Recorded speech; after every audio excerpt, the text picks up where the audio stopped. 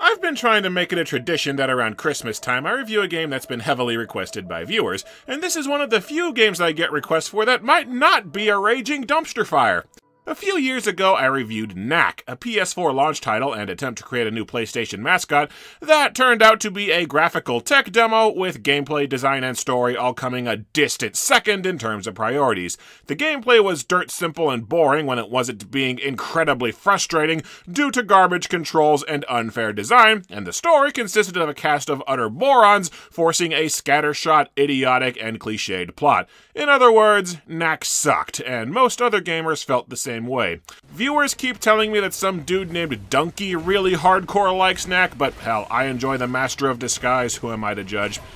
Likely due to being a PS4 launch title, Knack was actually pretty successful sales-wise in spite of his overwhelmingly negative reputation, so Sony pushed out a sequel that nobody was asking for. For years, people have been swearing to me that Knack 2 is a drastic improvement that I need to check out, so here we are.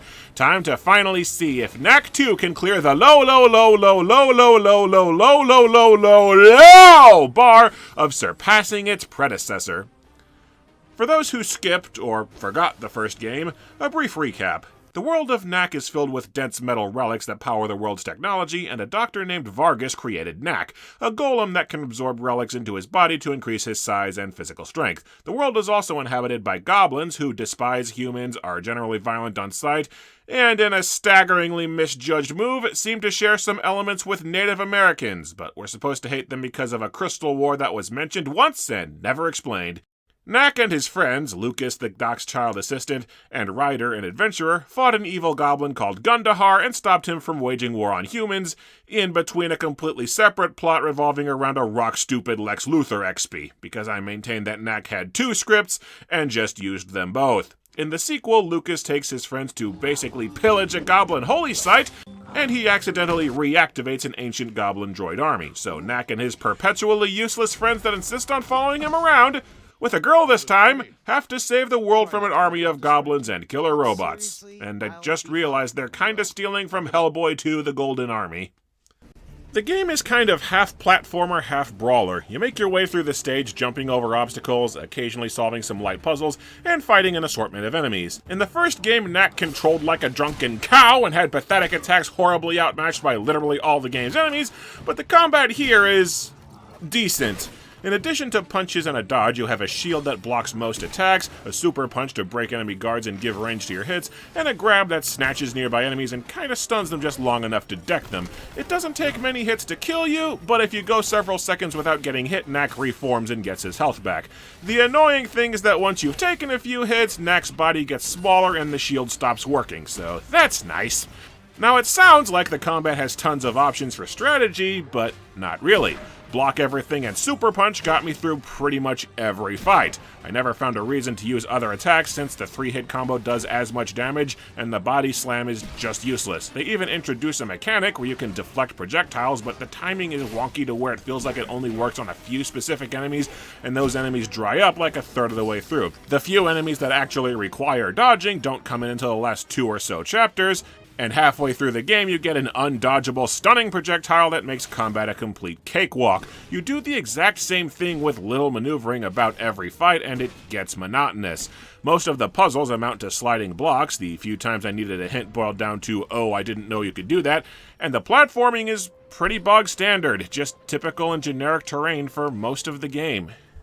The one unique mechanic that Knack has is his size changing. Most levels will have you grow in size at set points to where you can more easily overpower the enemies, and a few stages let you get utterly massive to where you just steamroll over any and all opposition. Unlike the first game, the levels and enemies don't scale to Knack's size, so when he gets jumbo, it feels like it, and it leads to some pretty fun sections. You can press R1 to shrink down to tiny Knack anytime that you want, but there's literally no benefit to doing so. It makes you much slower and die in 1 or 2 hits. You're just forced to shrink down to cross certain platforms that serve no purpose but to make shrinking a thing.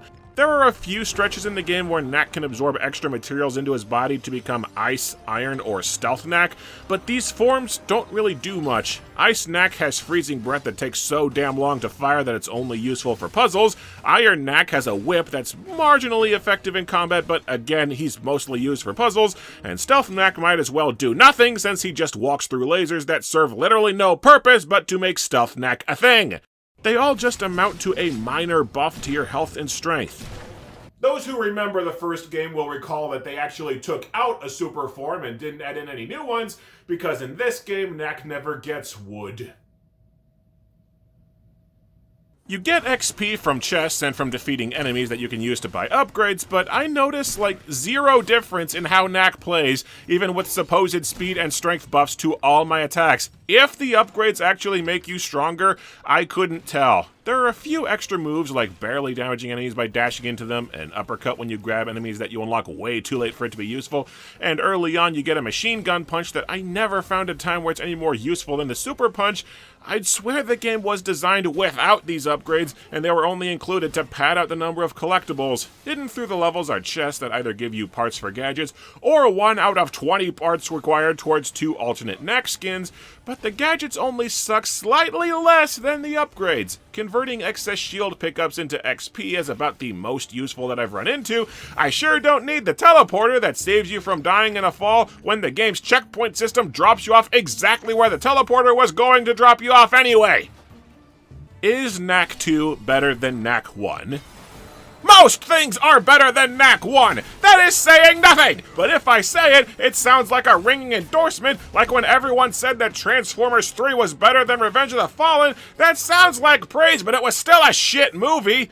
Most of the positives that I can list for Knack 2 just boil down to, they fixed this boneheaded, glaring problem that should never have been in the first game. Knack 2 does not get a free pass from me just for not being trash!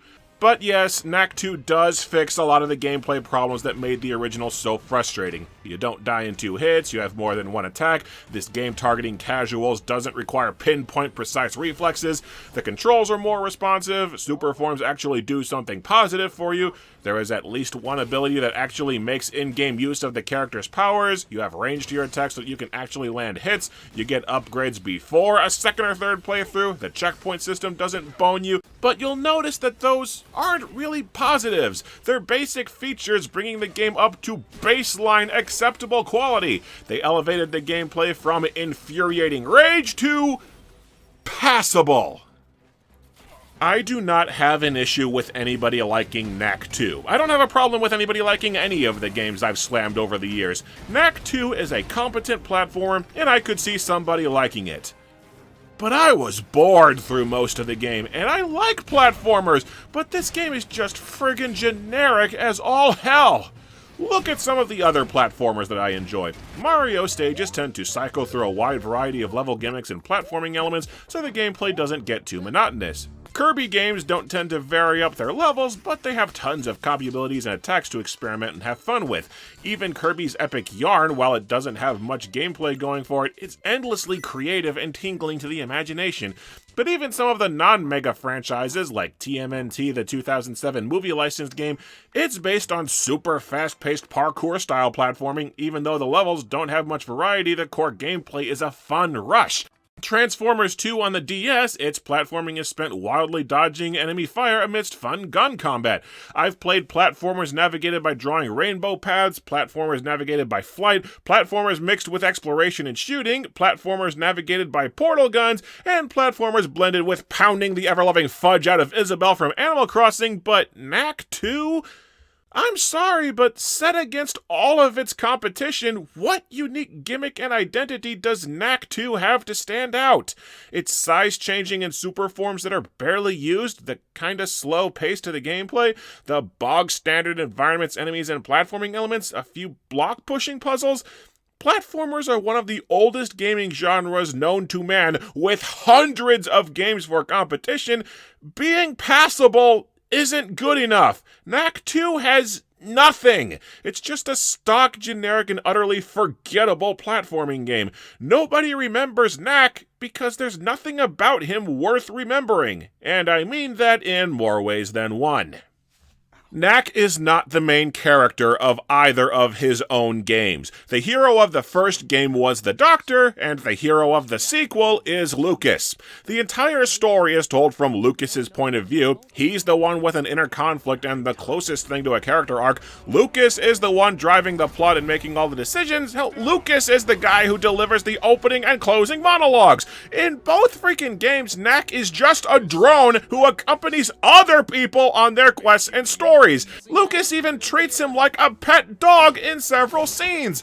You can tell they tried to fix Knack's lack of agency by making him really resourceful in cutscenes, trying to establish that he is pretty intelligent, but he's still barely got a personality and has barely anything to do with the story of his own game.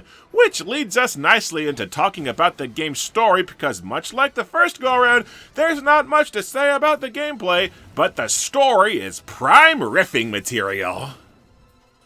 Alright, so the game begins in medias res as we see a city being attacked by an army of robots, with Lucas saying that he's responsible for the chaos. We then cut to 6 months earlier as Lucas is leading Knack and Ryder on just the most charming expedition, trespassing and raiding what I'm pretty sure is Goblin Holy Ground, and complaining that goblins are such pests for actually inhabiting one of their own sites. Ryder explains that the Crystal War that was mentioned in the first game was when, 200 years ago, an ancient race, the High Goblins, tried to wipe out mankind with robots, until a caveman general defeated them and drove the goblins from their lands. So, goblins live in squalor and are hated the world over because of something their ancestors did 200 years ago. Grand. Lucas leads them to a sacred battleground and starts dicking around a site where loads of people died, and the ancient robots spring back to life and start attacking people. To try and figure out what's going on, the gang meets up with the Doctor and Charlotte, who must be hardlining Botox because she looks like 20 years younger than she did in the first game. Doc enlists the help of an order of kung fu monks that I guess just exist now, led by this guy Xander, who offhandedly mentions right away that monks used to rule the world, and immediately has Knack fight some angry-looking Knack clones that he made. Villain. I grant you that he's a lot more subtle than Victor was, but dude, come on! Oh, and Knack picks up another travel companion with more claim to main character status than he has, this girl monk Ava, who teaches Knack new attacks as the game goes on, and she doesn't give Knack all his new powers at the start of this life-threatening world-saving quest because Adam didn't authorize it. It's hard to believe you saved the world. All you know are 3 punches and a kick. He can jump, too. Hey. Yes, they actually take time to slam the first game. Although, given that later you run into literal museums commemorating the first game, replay the first game's tutorial level, and frequently hear the characters reminisce on the first game as good times, I suspect the person who wrote that line got fired. I honestly forget why the characters go to the mines, but they do, and they find more robots.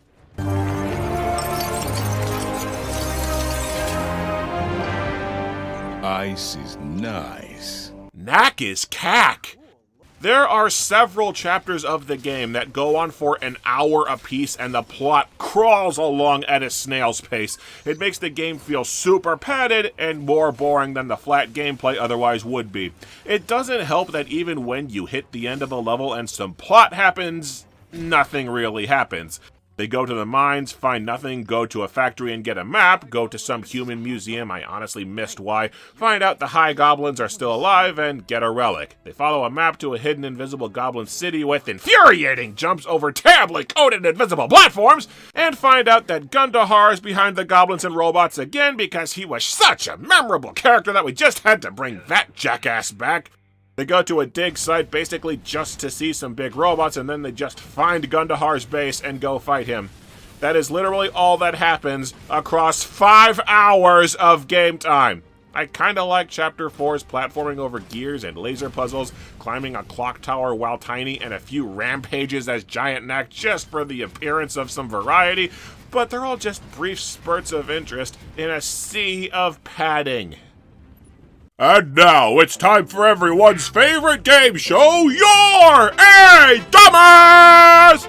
We've got a great show for you today, folks, because it's time for the Dumbass Lightning Round! Let's get the scoreboard set up for today's contestants, Lucas, Ava, Ryder, Doc, and Knack. It'll be a fierce competition, but only one can win, so let's go! The group breaks into a goblin lab and Knack activates all the machinery, then is surprised when robots pop out of the robot factory. Knack! Dumbass! Ava teaches Knack to stretch his arms and grab things. Knack already can stretch his arms, but apparently is so dumb he needed a human martial artist to teach him to close his hand. Knack! Dumbass! After you spend an hour breaking into the goblins' laboratory, Ava reveals the goblins have a command center for the robots. Thanks for not bringing that up until we risked life and limb breaking into a place that we didn't need. Ava! Dumbass! Ava is surprised that the order of monks that trains extensively to fight mobilizes to fight the goblins. Ava! Dumbass! The group breaks into a museum, taking great pains not to trip any alarms, only for Ryder to immediately poke a security robot in the eye, setting off all the alarms. Ryder! Dumbass! Ryder wants to take one of the sword-wielding kill robots home to be his girlfriend. Ryder! Dumbass!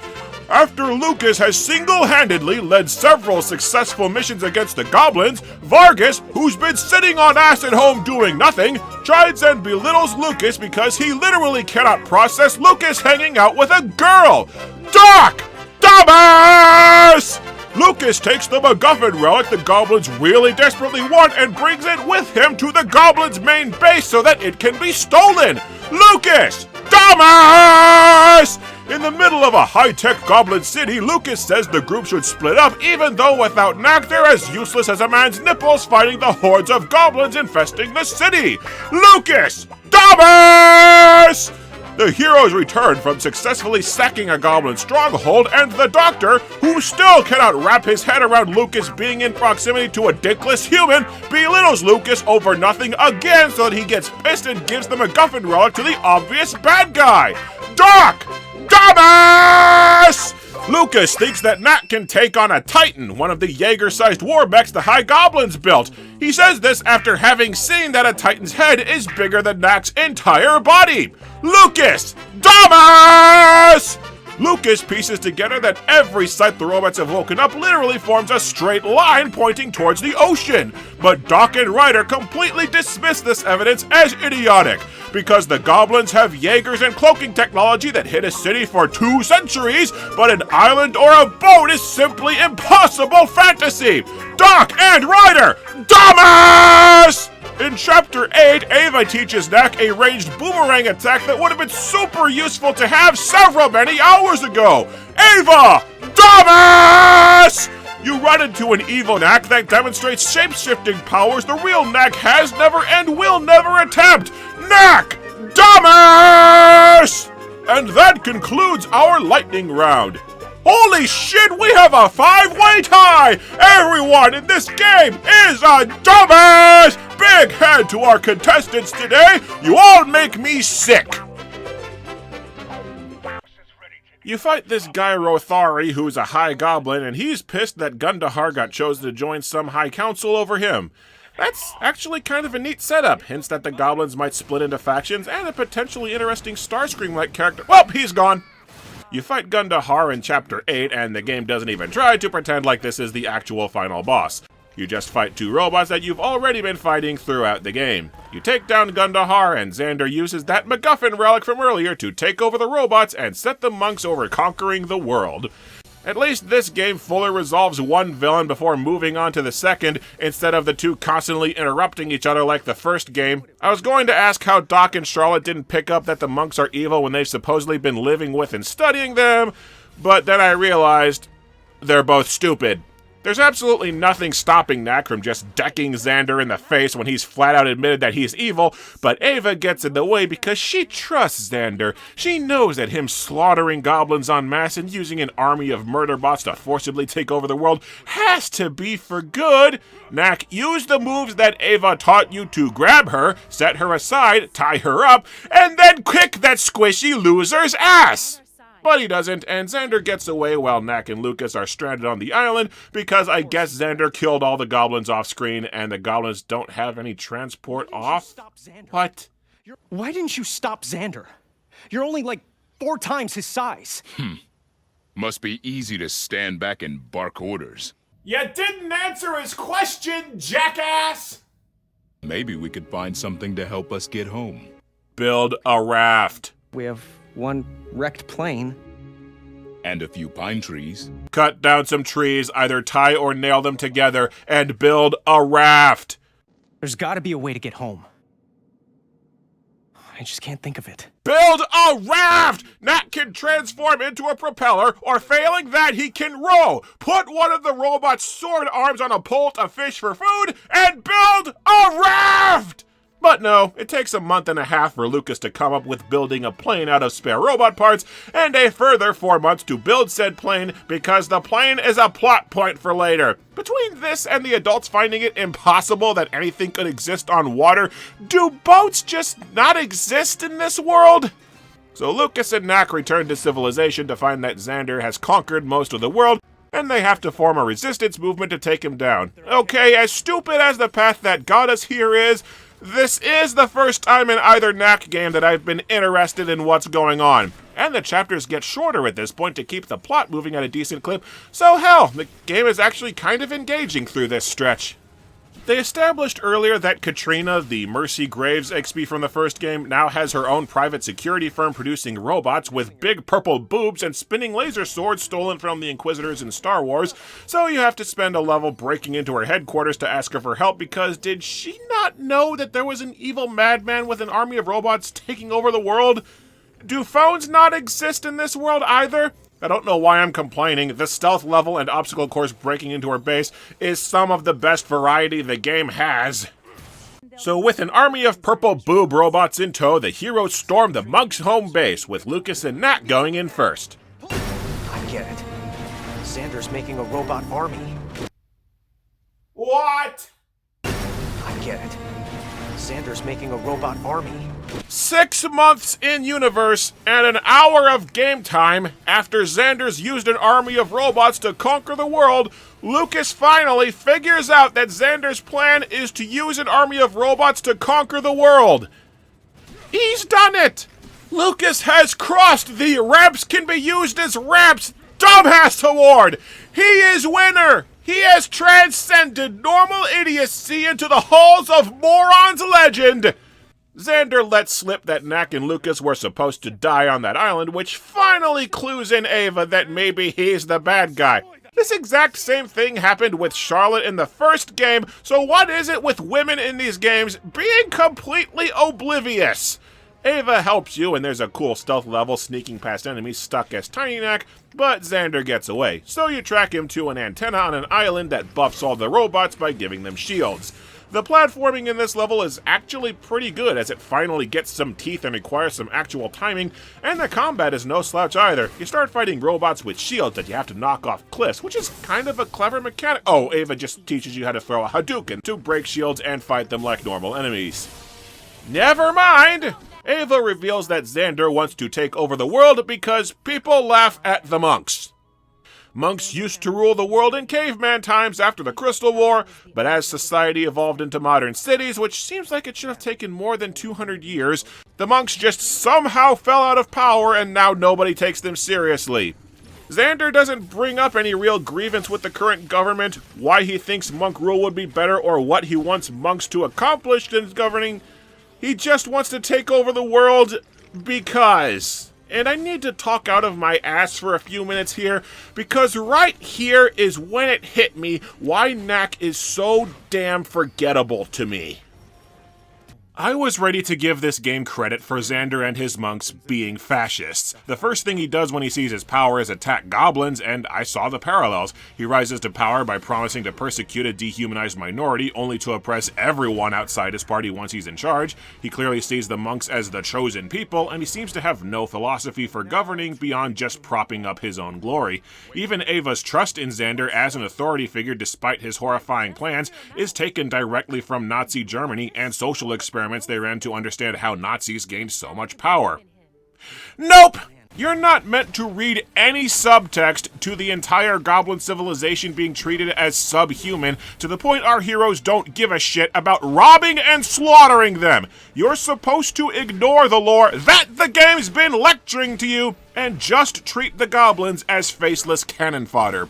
There is no ideology behind Xander. He's just an insane idiot. Just like the villain of the last game was just an insane idiot. And it was here that I realized the ultimate problem with Knack 2, because I wouldn't even be asking these questions if the games didn't spend hours upon hours trying to build up a world and lore that isn't meant to be important. The Knack games don't want to be any more complex than a hero fighting a villain, but they also want to have huge, spanning stories to pretend that there's more going on. These games insist on being story-driven and abusively long, torturously stretching their narratives out to 12 to 14-hour-long epics, but when all's said and done, these stories are about nothing! Any and all potential themes, messages, and meaning that these stories could have had feels like it's been purposefully ground out until the story is just blank white paste, so we waste several hours on a story that goes nowhere, following characters that are complete ciphers. There's a reason the Mario games don't tell stories more complex than Save the Princess from the Turtle Man, because they don't need to. They focus on gameplay, and all they need is an excuse to drive that gameplay. Mock the modern Sonic games all you want, but they understand that if you do go for a story more complex than Punch the Fat Man, you should at least try to have themes. You should try to say something. Knack talks for days straight and never says a damn thing. You know, Kirby once saved the world because the Squeak Squad stole a slice of cake from him, and that was more compelling than Knack. You can't have it both ways. Either stow the story and just focus on the gameplay, or tell a story that means something. This last level actually kicks a lot of ass. You revisit the tutorial as Xander is attacking Lucas's home city, and you plow through the city, stopping the robot invasion yourself, going all Shadow of the Colossus on a Titan and using it to curb stomp other enemies and fight another Titan. It's actually an energetic, fun level, and it all leads up to a final showdown with Xander as you destroy his last Titan and thwart his evil plans. Man, that was a long and plodding story, but at least it ended on a high... Wait, what the hell? So, at the point where the game, by all rights, should be over, Xander pulls a new power for the relic straight out of his ass. Knack is captured for 3 months, and when Lucas rescues him, it's revealed that Xander built a doomsday machine because now he's just insane. So instead of ending the game on a high note and a thrilling climax, this shit sputters on for another 2 boring-ass chapters. And again, why doesn't Knack just punch out Xander during his evil ranting and just end the game? Work. Too much trouble, really. Actually, you gave me an idea, Lucas. But if you're going to do it big. Xander tries to destroy the city with a penis gun, but Lucas saves the day through the power of bullshit! His plane is made out of robots that get supercharged by the MacGuffin relic, so when he's shot by the penis gun, he can magic cylinder the Armageddon machine to death. Yes, Lucas stops the main villain, while Knack stands off to the side like a dope. Well, technically Xander stops himself because despite his crappy Death Star being lined with guns that won't charge the plane, he keeps shooting Lucas with the penis gun instead. So Xander dies, but he pulls one last power straight out of his ass, and the MacGuffin relic makes an evil Knack for the final boss. As if to justify my rant on how the plots of these games have no meaning, both games now end by fighting a completely anonymous pile of crap that has absolutely no relevance to the rest of the game. Peace is restored. Knack wonders if there are any more beings like him in the world. Was that supposed to be a theme or something? Because this is the first time it's brought up. And the game ends with Lucas narrating how he'll support Knack's quest. Because Lord forbid we even pretend that this story was ever about Knack. Knack 2 is an improvement over Knack 1 And that is saying virtually nothing. It's still a really mediocre game. Aside from a few fun levels, it's just a bog-standard dull platformer with lame combat and a story that stretches a banal, stupid narrative inhabited by stupid characters way out too long. There's nothing at all memorable about the game, nothing that stands out, and it looks like I'm hardly the only person who thinks that. Aside from my viewers curious about my reaction, nobody seems to give a shit about Knack 2. It came and went with no fanfare and was forgotten almost immediately. 3 years after launch, there's still not even a walkthrough for it on GameFAQs, which is pretty much unheard of for a major AAA release.